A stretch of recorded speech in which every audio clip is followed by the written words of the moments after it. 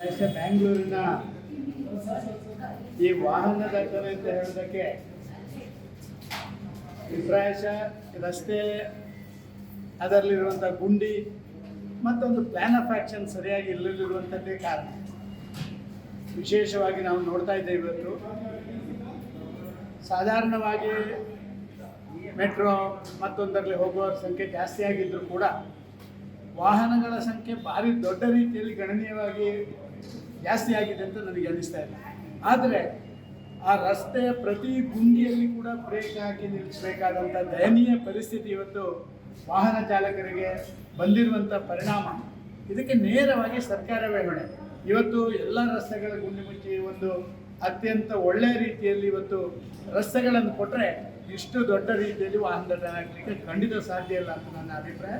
ಇದಕ್ಕೆ ಕಾಂಗ್ರೆಸ್ಸಿನ ಇವತ್ತಿನ ಈ ದುರಾಡಳಿತವೇ ಇದಕ್ಕೆ ಕಾರಣೀಭೂತ ಅಂತ ನಾನು ತಿಳ್ಕೊಳ್ತೇನೆ.